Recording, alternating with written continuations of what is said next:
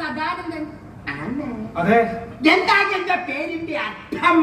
സദാ ആനന്ദിച്ചുകൊണ്ടിരിക്കുന്നു. പേരിനോട് നാം നീതി പുലർത്തുണ്ടായോ, അതുകൊണ്ടാണ് ഞാൻ എപ്പോഴും ഇങ്ങനെ ചിരിച്ചോണ്ടിരിക്കുന്നത്. ഇത് നമ്മുടെ ത്യാഗരാജന്റെ മകൾ. ഇത് നമ്മുടെ ത്യാഗരാജന്റെ മകൾ. ഇതേപോലെ ശകലം എഴുത്തിയാട്ടം കൂടുതല കേട്ടോ. ചാട്ടം ഒരു ശകലം കുറയ്ക്കണം. രണ്ടുപേരുടെയും ജാതകം ഞാനാണ്.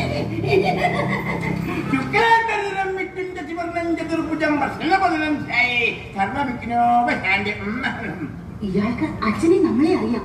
അച്ഛൻ എപ്പോ മരിക്കും ഇയാളോട് ചോദിക്കുന്നേ എങ്ങനെ? അതൊരു വഴിയുണ്ട്. നമ്മുടെ മറ്റൊരു കാര്യം അറിയാൻ വന്നതാ. കൊടുത്ത് അതും ചോദിക്കാം. മറ്റെന്ത് കാര്യം? അതൊക്കെ പറയാവുന്നു.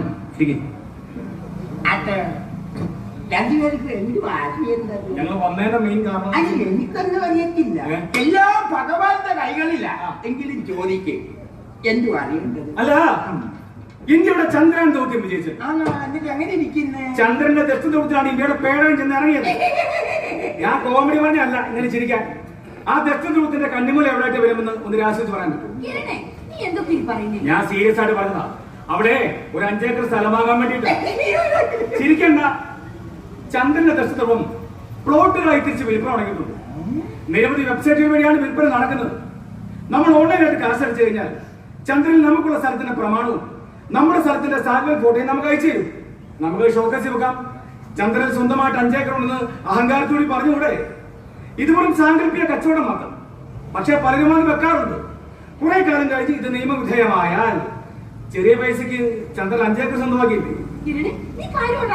സത്യം. എന്നെ എനിക്കും വേണം നമുക്ക് ശ്രമിക്കാവുന്നേ.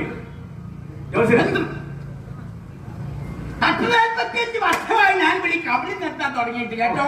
പക്ഷെ ഇതുപോലെ ആവശ്യമായിട്ട് ആദ്യമായിട്ടാ ഇരിക്കാം. കുളിക്കാൻ ചായയാണോ കാപ്പിയാണോ?